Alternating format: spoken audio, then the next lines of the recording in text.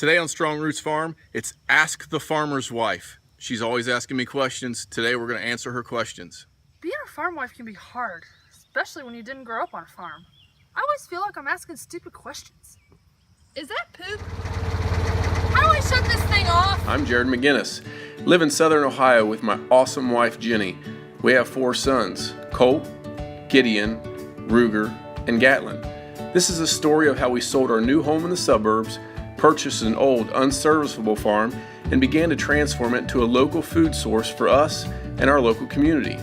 We're on a mission of faith, family, and healthy food. Please subscribe and come with us on this journey.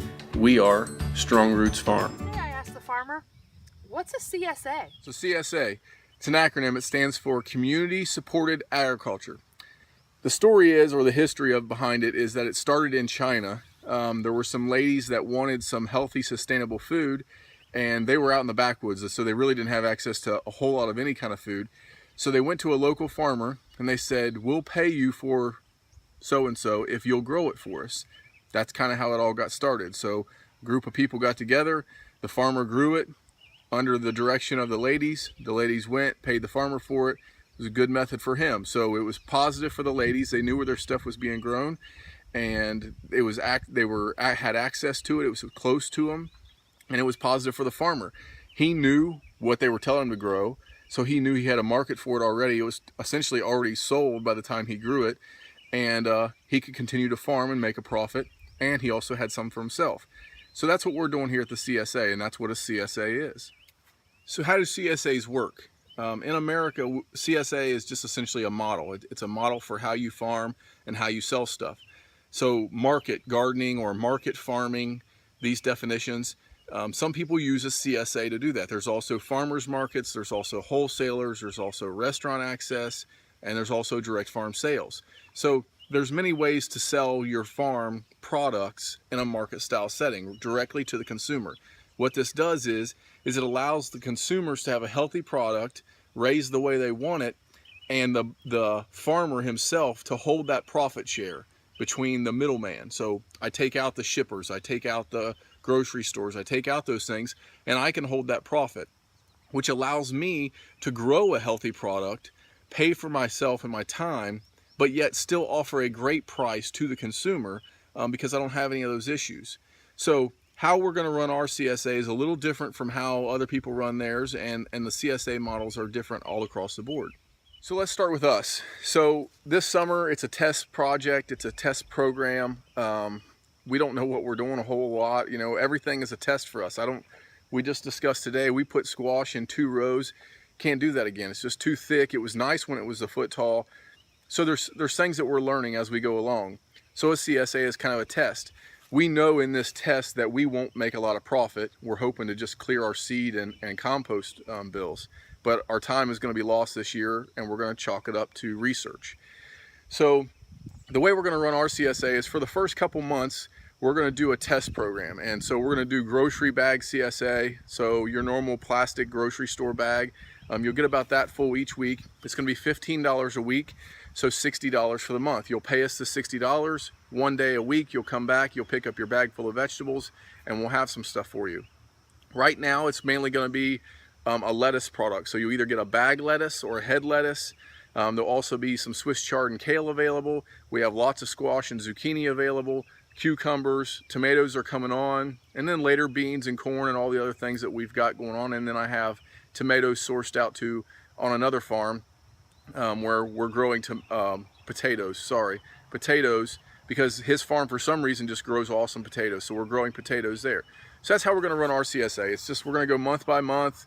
It's not a long-term commitment.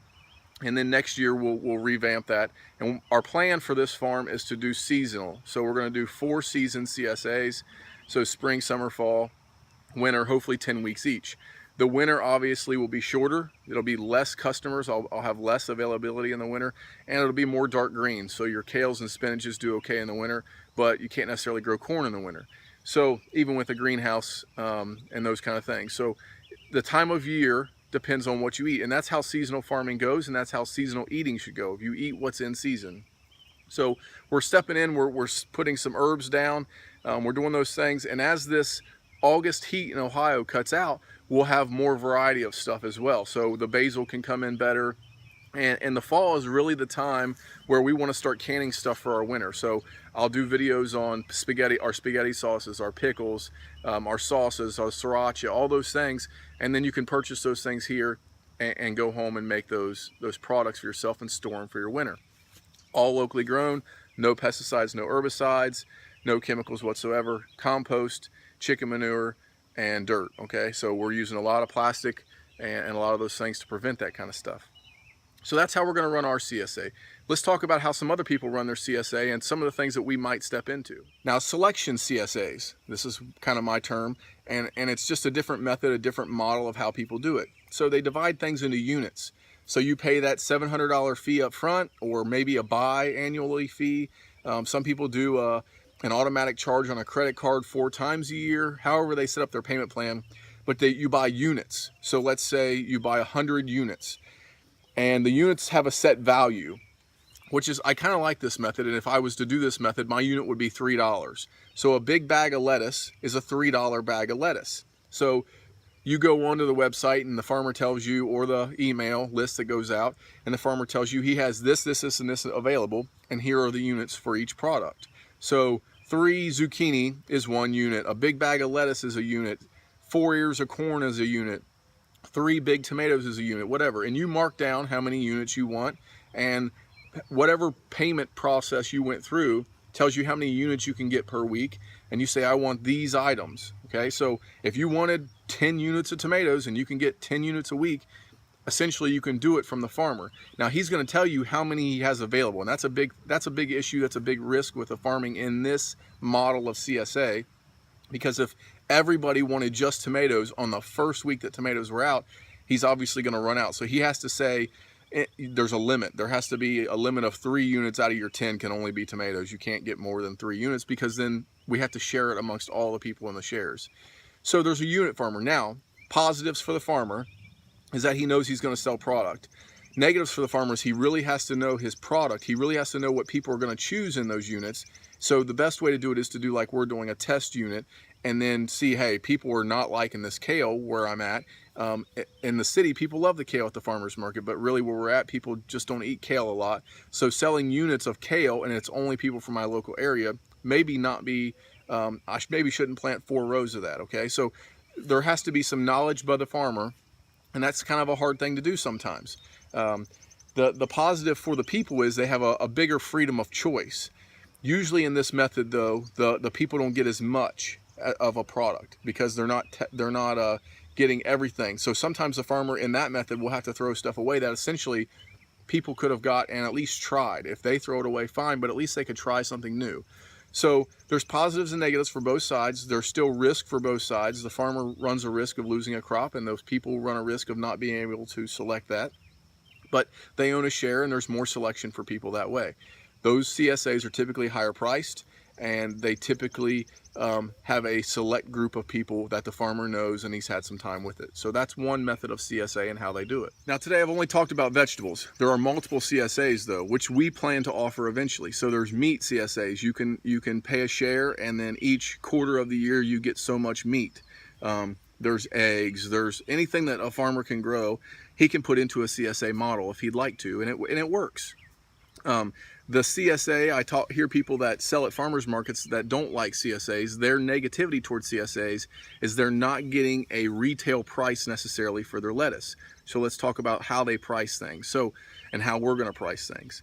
So a retail head of lettuce in downtown Cincinnati for us, a head of lettuce might go $4, a fancy head of lettuce. Out in a normal farmer's market, it sells for $3. A wholesale market, or to my CSA, will be a $2 head of lettuce. So if you come to my farm, you're getting a $2 head of lettuce. I did this because my local grocery store, that's about what their price is on their heads of lettuce. Their head of lettuce will be 14 days old. Mine will be a day old. So that there's a difference there. It'll last longer for you. But wholesale is the lowest price typically. So that grocery store that sells it for $2, they want to pay 60 cents for it, because they're going to have to pay somebody to wash it, they're going to have to pay somebody to put it on the shelf, and they're going to have to store it. And then they also have some loss when people don't buy it in the grocery store. So as a farmer, it's hard for me to sell that head of lettuce and make a good profit at 60 cents. But if I can sell $2 for a head of lettuce, and even if I lose 50 heads of lettuce out of a 400 head lettuce row, I'm still being profitable. I can feed those lettuce to my hogs. I can feed that lettuce to my chickens. It's not a complete loss. I can compost it and put it back in the ground. So there's multiple ways to do a CSA, and there's multiple products.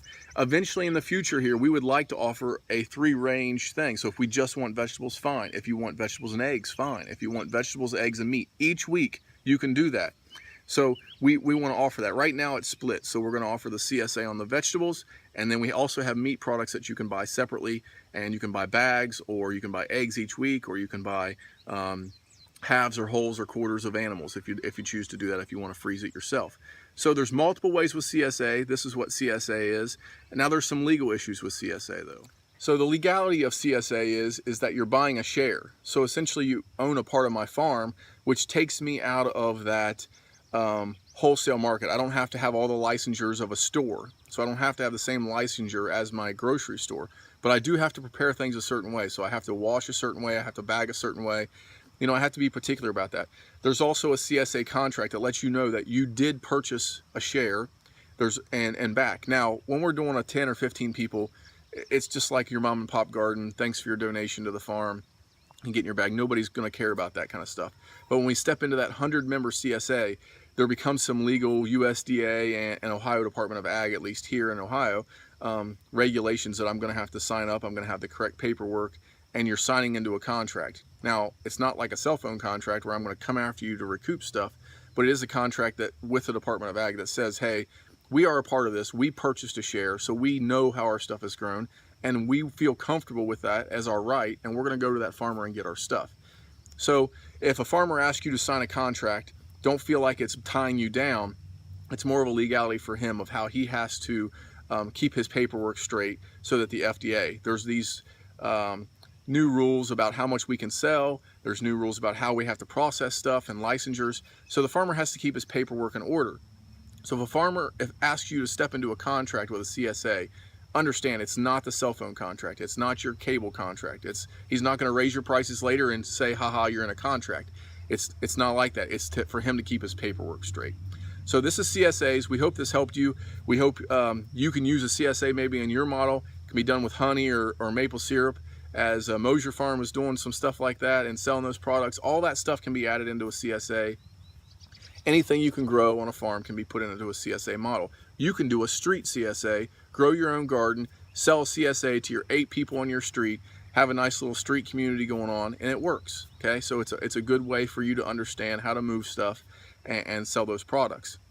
But we hope this helps you keep growing your own and keep doing your own things. We appreciate when people grow their own food. That's what we're stepping to. It's not about just buying from us. It's not about buying just from farmers. But if you choose not to have a garden and you would rather pay $25 a week instead of paying $800 for a rototiller and all the time to put in your garden, if you'd rather say, hey, I'll let some farmer that knows what he's doing and assuming the loss, I'll let him grow my garden for me, and I'd rather just pick it up and spend the 2 minutes there to pick up my box, a CSA might be a good step for you as a consumer. As a farmer, it'd be a good step for you if you want to set up a local market to sell to people. CSAs work. They're proven. They're all around the world. They're not just in America. In fact, they weren't even started here. It's been a movement. It's happened since the mid-'80s in America. People have been running CSAs. So we hope this helps you. I hope this gave you some good information. If you have questions about CSA, post them. If you have questions, message us or whatever we need to do, and we'll answer those questions for you. I hope I can help you as much as I can. You can also look into your local ag agent or your local Department of Agriculture, whatever state you're in, and they'll give you some information on CSAs. And hopefully you can Google it and your local CSAs will pop up if they have a good website and a good strong CSA. But if not, talk to your local farmer. He'd be glad to grow some lettuce for you if he knows he can sell it to you. Thanks. Have a good day. This is Jared from Strong Roots Farm.